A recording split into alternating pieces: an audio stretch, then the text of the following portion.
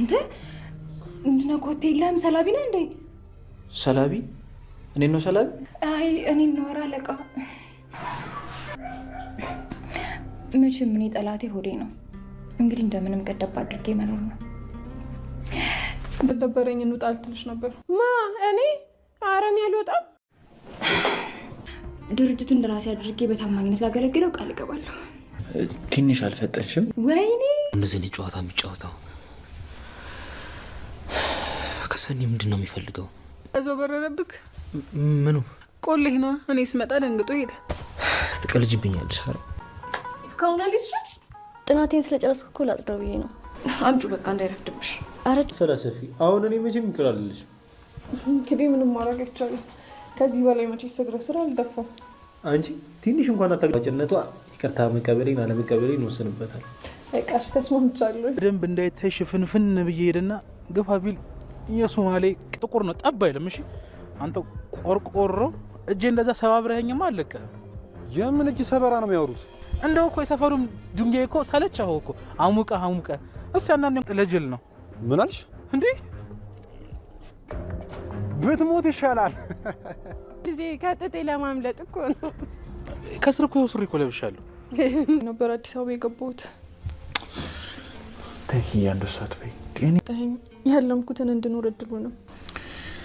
እስኪ ቁጭ በይና። የኔ ቆንጆ እንዴት ነሽ? በጣም ይቅርታ ተስፋ አስቆርጬሽ ሊሆን ይችላል፣ ግን ደግሞ ቁመትሽ እንደሆነ አይደርስ። ይኸው እስኪ ፈንክቺ። አየሽ በእኔ አጨከኝ። በሰን ውስጥ አንተ ምንም በቃ ይዝም በይ። ነገርኩህ እኮ እሷሽ ጋር ተጫውታለች። ሁለተኛ አጠገቧ እንዳለሽ እሺ? የስ ምን ጨርሳለሁ። በእናትህ አሁን ገና እኮ ነው ፋይሉን ያገኘሁት። እንዴ ቁጭ ካቢል ሰራ ደውል ሰራ። እንዴት ናችሁ? ሰላም። እዚህ ምን ሰራለሽ? አይ እንትን እኮ ቢሮው ላጸዳዳቢ። ለካስ ማውራታችን ይሄን በደንብ አላወቅሽኝም? በደንብ ምንድን ነው? ምንም አይደለም፣ አምልጦኝ ወድቆ ነው። ምሩስ ሰላም ጤና ይስጥልኝ። ክብራንና ክብራን የቻናል ቤተሰቦች ሰላማችሁ ይብዛ በያላችሁበት። ዛሬ ደግሞ ጽናት ክፍል 191 ላይ ነን። ሙሩ ያላሰበችው ከባድ ችግር ውስጥ ነው ያለችው። በአሁኑ ሰዓት ሙሩ አትንቀሳቀስም፣ አትናገርም። ነገር ግን ሰራተኛ ተብላ የመጣችው ተልኮ ነው የመጣችው። ሰኒና ደግሞ ጆከር ያልታሰበ ነገር ገጥሟቸዋል። ወደ ፍቅሩ ዓለም ውስጥ እየገቡ ነበረ። ነገር ግን ዛሬ ነገ ይመጣል ተብሎ ያልታሰበው ክብሮም ደብዳቤ ጽፎላታል። ጽናት ድራማ አዝናኝና አስተማሪ እንዲሁም ደግሞ ከገጠር እስከ ገጠም እስከ ከተማ ያለውን የባህልና እንዲሁም እያሳዩ ነው ያሉት። አዳዲስ ሰዎችን ብቅ ብቅ እያሉ ነው ያሉት። ስራቸውም ቢሆን በጣም አሪፍ ነው እየሰሩ ያሉት። ኪራ ጸሐፊ እንደሚያስፈልገውና አጋዥ እንደሚያስፈልገው እያወራ ነበረ። ታዲያ ዛሬ ላይ ጸሐፊ ቀጥሮ ታዲያ ገና ከመግባቷ ለቤተሰቦቿ የምታረገውን ለእናት ይሄን ይጋብዛለሁ፣ ለአባት ይሄን ይጋብዛለሁ፣ እንዴ አሁ ይሄ ሁሉንማ ባንድ እኮ አይችልልኝም በማለት እያሰበችና እያወራች ለራሷ ከኪራ ቢሮ ቁጭ ብላ ታዲያ ከራሷ ጋርም እያወራች ሳለ ኪራ ከኋላ መጥቶ ነበረ። እሱን ቆሞ ለተወሰነ ደቂቃ ከሰማት በኋላ ታዲያ ዞር ስትልም ስትመለከተው አንተ ኮቴ የለህም ወይ ብላ ተናግራው ነበር። ጸሐፊዋ ሀናም እንደ ራሴ እንደ ድርጅቴ አድርጌ ልሰራ ቃል እገባለሁ ብላ እጇንም ወደ ላይ ከፍ እያደረገች ነው ያለ። ኪራም ታዲያ በጣም ፈጠንሽ ተረጋጊ በማለት ነበር የመለሰ።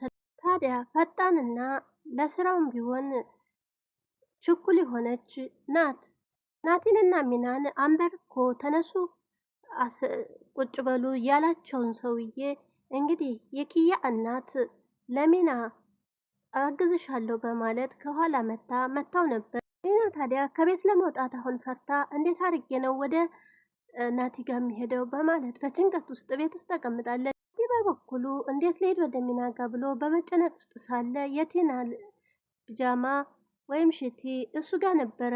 እናም በጃማውን ለብሶ ሻርቡንም እንደ እናቶች ሆኖ ሽፍንፍን ብሎ ይወጣል። ታዲያ ይሄ የደበደባቸው ጥጤም ቢሆን ቁጭ ብሎ ምነው ማማ ምን ሆነሽ ነው? ሸንቀጥ በይ እንጂ በማለት ነበር ቁጭ ብሎ ሲናገረው የነበረው። ታዲያ ናቲ ታዲያ እናቶች ነኝ እንደ እናቶች ሆኖ አይናገረኝም በማለት የልቤ ልቡን ተናግሮን ነበር። ናቲ እየተሳደበም ነበረ። ወዲያው ግን ስላወቀው እሱም ግን ደግሞ አንተ ወንድ ነኝ አትበል፣ እንደዚህ የሴት ልብስ ለብሰህ ተሸፋፍነ በማለት እየሳቀበት ነበረ። ታዲያ ናቲም ሩጫውን ቀጥሎታል። የወንድ አልጫ እያለ የሰደበው ሮጦም አምልጦታል። ታዲያ ቤት ሄዶ ሚናንና የኪያ እናትንም ጋር ተገናኝቶ ሲነግራቸውና አለባበሱንም ሲያዩ በጣም እየሳቁበት ነበረ። ሚናን ብትሆን አሁን ወንድ ነኝ ልትል ነው ወይ በማለት በሳቅ እየሳቁበት እናንተ ምን ጨነቃችሁ? እኔ የደረሰብኝን የማውቀው እኔ ነኝ በማለት ነበረ ናቲም የተናገረው። ታዲያ ሽቴን አንጣ እያለች ሚናም እየቀለደችባች ነበር። ታዲያ ናቲም ተስርኮስ ለብሻለሁ ቆይ ቆይ በማለትም ጥሏቸው ይሄዳል። በአንድ በኩል ደግሞ የኪያ እናት በጣም ተደስታለች። በትልቅ ደረጃ ደርሳላት ለማየት የምትፈልገው ልጇ ዛሬ ላይ የራሷ ስራ ኖሯት እንደገና ደግሞ ቤቷንም ቆንጆ ቤት ፏ አድርጋ እናቷን ወደዛ ወስዳለች። ታዲያ ኪራም ቢሆን ከጎኗ ሆኖ አግዟታል ቤቷን ለማስተካከል።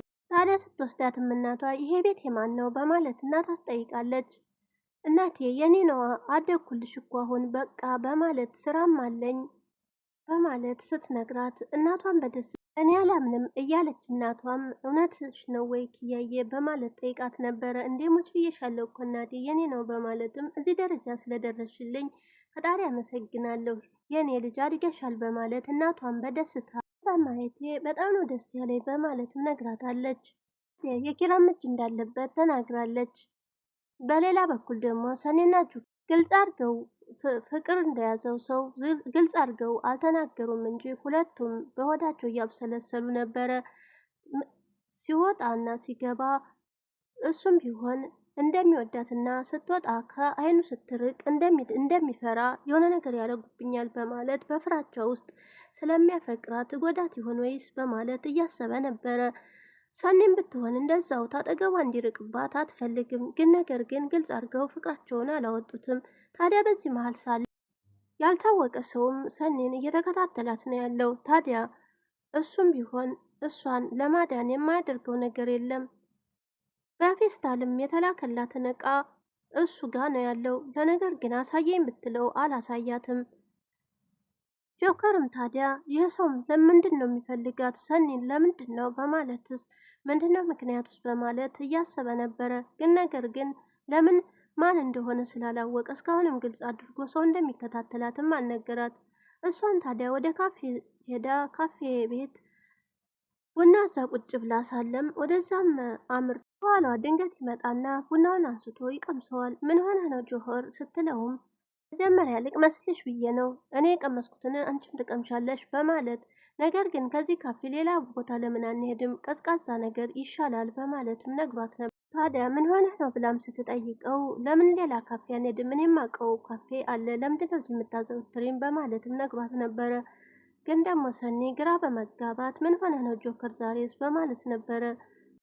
ታዲያ ሊጎዳት ያሰበ ሰው ይኖራል እንግዲህ ለሱ ስልክ እየተደወለለት ሊጎዷት የፈለገ ሰው መልእክቱን አስተላልፈውለት ወይም የሆነ ነገር ጨምረው ሰጥተዋታል ብሎ ነበረ የቀመሰው። መድኃኒት ካለው በማለት ይሆናል ሰኒን ለመታደግ የቀመሰው። ይህም በፊት ታዲያ እህትሽም ስትመጣ እሄዳለሁኝ ከዚህ መሄድ አለብኝ በማለት ነግሯት ነበረ። ሰኒም ለምንድን ነው የምትሄደው ስትለው እኔ ላንቺ አልሆንሽም እጎዳሻለሁ በማለት ነበር የነገር። ሄኖክና ኪያ ባለፈው ተጣልተው ነበረ። ታዲያ ኪራም ሄዶ እሱን እህቴ ላይ አንድ ነገር ብታደርስ ብሎ ዝቶበት ነበረ። ዛሬ ላይ ታዲያ ኪያ ይቅርታ ጠይቃለች። ቢሮ ቁጭ እንዳሉ ፍቻለሁኝ ባለፈው ከኪራ ጋራ የሆነውን ነገር አውቄያለሁ በማለት ነበር የጠየቀችው። እሱም ታዲያ ይቅርታ አላደርግልሽም ባይሆን ምሳ ካጋበሽ በማለት ጠይቆ እሺ ብላ ተስማምታ ምሳውንም ጋብዘዋለች። ታዲያ እርቅም አውርደዋል። በሌላ በኩል ደግሞ ትንሿ ጓደኞቿ የትምህርት ቤት ጓደኞቿ እየመጡ ነው ያሉት። ታዲያ አንደኛዋ ጥሩ ልጅም ብትሆን አንደኛዋ ግን ተንኮል የተሞላባት ትመስላለች። ታዲያ ወደ ቤትም በመሄድ በራን ኳኩተው ጽናት በር ከፍታለች። አቆየችን በማለት ነገረኛዋ ትናገራለች። ያችኛዋ ደግሞ አረ ችግር የለም እንጠብቃታለን በማለት ነበረ በተረጋጋ የመለሰችው። ታዲያ ትመጣለች ጠብቋት በማለት ጽናትም ትናገራለች። ወዲያውም ታዲያ ቤት ገብታችሁ የጠብቋት ብላ ስትነግራቸው ይቺ ተንኮለኛ የምትመስለው ጓደኛዋ ሰዎች ይቆጧታል ስራ ቦታ ስለሆነ በማለትም ለጽናት ነግራለች። እንደዛ ብላለች በማለት ጽናትም ወደ ውስጥ ገብታለች። ታዲያ አንቺን ይዤ መምጣቴ ጥፋተኛ ናት ብላ የአንደኛዋ ጓደኛዋ ደግሞ እየተቆጣቻት ነበረ። ለምንድነው እንደዚህ የምትሆኙ በማለትም እየተናገረቻት ነበር።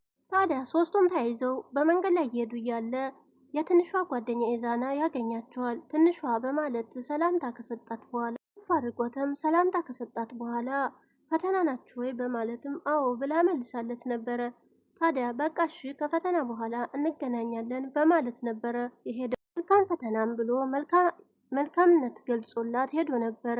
ታዲያ ጓደኛዋ ተንኮለኛዋ ጓደኛዋም ቆይ መጣሁ ብላም ኢዛና ወደ ሄደበት ካፌ በመሄድ ጠርታው ምንድነው ብሎ ሲጠይቃትም ስለ ትንሿ ልነግርህ ነው፣ ከኔ ጋር እንተዋወቅ፣ ከኔ ጋር በፈለግከው መንገድ አብረን እንሆን በማለት ነበረ የጠየቀች። ትንሿም ታዲያ ብዙ ጓደኞች እንዳሏት ነበረ እያቃጠረች የነበረው።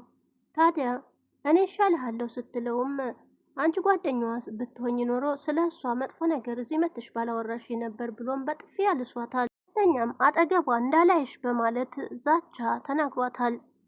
በአንድ በኩል ደግሞ የናሆሜ አባት ሰራተኛ ማምጣት አለብን፣ ሙሩን የምታግዛት መድኃኒቷንም ሆነ በሰዓቱ እንድትንከባከባት በማለት ሀሳብ ሰጥቶ ነበር ለናሆሜ። ናሆሜም ታዲያ እነሰኔና ጽናት አሉ ቢልም እነሱ ብቻ አይበቁም። ስለዚህ የናሆሜ እናት አሁን ላይ ስላልተመቻት የሆነ ቦታ ስለሄደች ሰራተኛ ማምጣት አለብን ብለው ሰራተኛ ማምጥተው ነበር። ውሃም ይዛ ገብታ ወደ ሙሩ ጋ እንዴት ነሽ እንዴት ዋልሽ በማለትም ታዲያ አስታወሽኝ ወይ እንዴት ይከብዳል የሰውን እጅ መጠበቅ በማለት ነገሯን ሰራተኛዋም እንግዲህ ሙሩን እያየቻት ውሃ በብርጭቆ ይዛ መታ ከሰው መጠን አየሽ በማለትም ነበረ ተፋጠው የነበር። በቁጣ ኃይል ታዲያ ለካ መናገር አትችም ደግሞ የዋሃነሽ ብለውኛል በማለትም እያናገረቻት ሳለ ነበረ በመሀል ናሆሜ መጥቶ የእጇን ውሃውን የያዘችውን ትለቀዋለች። ከዛ ምን ተፈጥሮ ነው በማለት መድኃኒቱንም ራሱ እንደሚሰጣት ሂጂ አምጪ በማለትም ይልካታል። ታዲያ ደህና ነች የሙሩ ብሎም ሲጠይቃት ደህና ነች ከእጃ ምጦኝ ነው ውሃው በጣም ይቅርታ በማለትም ነበረ ሰራተኛዋ የመለሰ። በሌላ በኩል ደግሞ ሰኒና እንግዲህ ጆከር ነበሩ። ታዲያ አሁን ላይ ሰኒና ጆከር እየተፋቀሩና እየተዋደዱ ይመስላል። ክብሯም እረስታው አሁን ላይ ህይወቷን ለመለወጥ እያሰበች ይመስላል። ክብሯም በጣም ነበር የምትወደው። ነገር ግን የውሃ ሽታ ሆኖ ብቅ ሳይል ደብዳቤ እንኳን ስልክ እንኳን ሳይጽፍላት ብዙ ጊዜ ቆይቷል። ከብዙ ጊዜ በኋላ ግን አንድ ቴክስት ልኮላት ነበረ። እሱም ምንድን ነው ልረሳሽ አልቻልኩም፣ ናፍቀሽኛል፣ እወድሻለሁ በማለት እንዳየሹም ቴክስት አርጊልኝ ወይ ደውይልኝ የሚል መሴጅ ነበረ። ታዲያ እሱንም ቢሆን ምንድን ነው ብሎ ማን እንደሆነ ጠይቋት ነበረ። እሷን ክብሮን እንደሆነ ነግረዋለች። ከዚህን ጊዜ በኋላ እንዴት ሊጽፍልሽ ቻለ በማለት እኔም አልገባኝም በማለት ሰኒም በሀሳቧ ጭልጥ ብላለች። ታዲያ ጆከርም ተቤት ጥሎ ወደ ውጭ ወጥቷል። ታዲያ እሱ ማን ነው በማለትም ሲጠይቃት መናገር አልፈለገችም ነበር። መጀመሪያ ሰኔ አላውቅም በማለትም ሸመጣው ነበረ። በኋላ ላይ ደግሞ ቆይታ ነው የነገረችው። በክሴ ነው በማለት ነግራው ነበረ። ታዲያ ከዚህ ሁሉ ጊዜ በኋላ የላከላትን መሴጅ እሱም ስላየውና ስላነበበው አቷሽኝም እያላት ነበረ። አሁን ላይ እኔም ለምን እንደላከው ግራ ገብቶኛል አላውቅም በማለት ሰኒም መልሳለታለች። ታዲያ ሰኒና ክብሮን ብድግ ብሎ የሚወጣው የዛን ሰዓት ነበረ። ታዲያ ጆከር ቀጣይስ አብረው ይቀጥሉ ይሆን? ክብሮምስ ወደ ሰኒ ይመለስ ይሆን ወይስ ምን ይፈጠራል? ሙሩስ ምን አይነት አደጋ ሊደርስባት ይችላል? የጽናት ኪራ ደግሞ እንግዲህ ቢሮ ያለችው ቀበጥ ሴት ናት። የቀጠራት ጸሐፊ የማታደርገው ነገር የለም፣ ተቀበጣጥራለችም። እንዲሁም ደግሞ ፋይሉ ላይ አሴር ተደግፋ ጋደም ብላ ስትጠጣ ተደፍቶባት ነበረ። በዛን ሰዓት ታዲያ ወረቀቱን የሰራሽውን አምጪ ሲላት ወስዳ እንዳስቀመጠችለት ሽምጥጥ አድርጋው ነበረ እና አሲር ስለተደፋባት ድጋሜ ለመስራት ነበረ። ከዛም ደግሞ ሰርታ ወስዳ እንግዲህ ጠረጴዛው ላይ ካስቀመጠችው በኋላ ድንገት ይመጣባታል። እሱንም ደግሞ ከጠረጴዛው ስር ተደብቃ ነበረ። ወዲያውም ለሁለቱ ሄኖክም አብሮት ስለነበረ ያየዋታል። እሷም በመርበትበት የሆነ ነገር ተናግራ ከመቀመጫዋ ላይ የተቀመጭ ብሏትም እሱም ወንበሩ ላይ ተቀምጦ ነበረ። ነገር ግን አሁን ላይ ሁሉም ውስብስብ ያለበት ውስጥ ገብተዋል። ጽናት ድራማ በዚሁ አብቅቷል። ቀጣይ ምን ይፈጠራል? አብረን እናየዋለን። ቪዲዮውንም ስለምታዩልኝ ከልብ አመሰግናለሁ። አብራችሁንም ስለምትቆዩ ከልብ አመሰግናለሁ። በያላችሁበት ሰላም ሁኑልኝ። ቀጣዩን አብረን እናየዋለን። ባይ